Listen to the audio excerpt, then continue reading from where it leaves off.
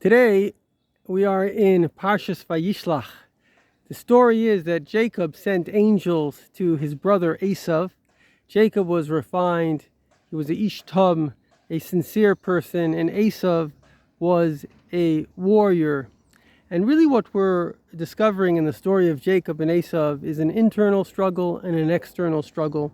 And right now, as we see the vicious, violent attack of Arab terrorists, because there is no such thing as a Palestinian. Palestine, if you look at ancient history, the ancient nation of Plishtim disappeared 2,500 years ago with all the other ancient tribes. No other ancient tribe living in Israel. It's a Russian disinformation. The Arabs try to wipe out, God forbid, the state of Israel.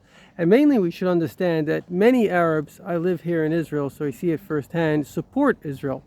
My doctor is an Arab. There are many Arabs in the army.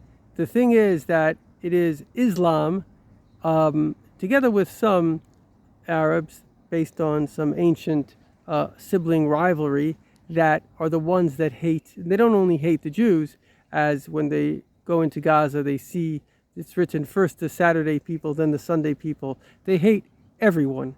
And certainly Jews and Christians, they see their religion as being superior, and they see as Muhammad wanted the Jews to serve him, but they didn't, and maybe the Christians as well. And many times in their holiest book is written anti-Jewish, literally things. Hamas's motto is what Muhammad said before his passing: there will be a rock, see that there's a Jew hiding behind it, come and kill. So they're actually following Islamic terrorism, which is going on for over 1,400 years since the start of Islam. Islam itself means submission, jihad, which is basically to go to war, shaheed, which means if you get killed in this war, you go straight to heaven, get to rape 72 virgins. So it's a whole culture, religion. Basically, if you want to think of something that we could identify with, it's like the samurais. They had a whole code of how to kill, and this is what they are. So, but fundamentally speaking, it's important to realize that we're dealing with the force of love versus the force of hate. The force of love is within each of us, and the force of hate is as well. The force of love is quite simply, and this is very interesting. I remember I was going from the airport in South Africa. You know, they always ask you in the airport, did you pack your bags, this and that. So I said to the lady, there was a black woman who was the one asking the question. I said, it's sad that you have to ask these questions. So many of the specifically black ladies in South Africa, they have a lot of life experience, they're wise. So she said, yes, if people loved themselves more, they wouldn't kill other people. And that's the key.